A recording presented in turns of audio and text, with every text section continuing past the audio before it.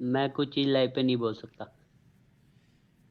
मैं जिस दिन मेरी फिरेगी, और आज फिर नहीं चुकी तो है। कल फिरेगी, नहीं मेरी नहीं, फिरेगी तो फिर मैं चुकी फिर है। जाऊंगा भाई। मैं फिर जाऊंगा। फिर चुकी है। एक बात याद रखना, बीजेपी आज अपने सत्ता के घमंड में बैठी है। वो सत्ता के घमंड में नहीं बैठी है, वो आपकी बुजदिली की अकड़ में बैठी है। अकड़ में बैठी उनको है, पता राइट। है कि आप बुजदिल हो, आपसे हुकूमत बदलने की हैसियत नहीं है।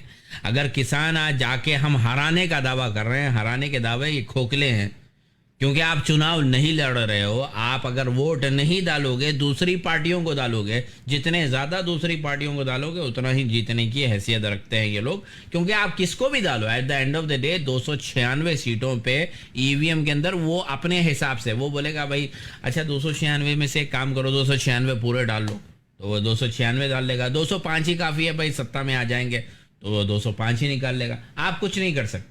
उत्तराखंड में 70 में से वो बिल्कुल। बोलेगा 40 निकाल लो तो 40 निकाल ले, 60 निकाल लो तो 60 निकाल ले, उसकी मर्जी पे है, आपके वोट पे नहीं है। आप ना डालो वोट, आप किसी और को भी डालो।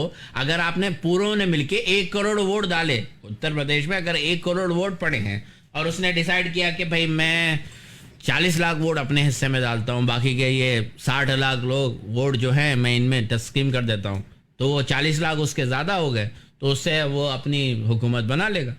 तो उस पर डिपेंड करता है कि वो किसको कितने वोट छोड़ रहा है, कितनी सीटें छोड़ रहा है। सब पार्टियां अलहदा अलहदा लड़ रही हैं, एकजुट होके नहीं लड़ सकती। और अगर एकजुट होके भी लड़ रही हैं, दो ही कैंडिडेट रह गए ना, हर कैंडिडेचर में या हर कॉन्स्टिट्यूएंसी में दो कैंडिडेट, एक नोटा ही रह गया, तब भी भारतीय जनता पार्टी सत्ता में आ जाएगी। बस कोई नहीं, दो कैंडिडेट रख दो आप। बिल्कुल। हर कॉन्स्टिट्यूएंसी में तीसरा कैंडिडेट की जगह नहीं, सिर्फ तीन तीन बटन ईवीएम पे, एक बीजेपी, एक दूसरा और एक नोटा। अगर आप ये नोटा। 3 बटन रख के छोड़ो ना, तभी भी बीजेपी ही सत्ता में आ जाएगी। इनफैक्ट पूरे 296 के ऊपर लेके आएगी, 403 में से 296 सीटें लेके आएगी वो।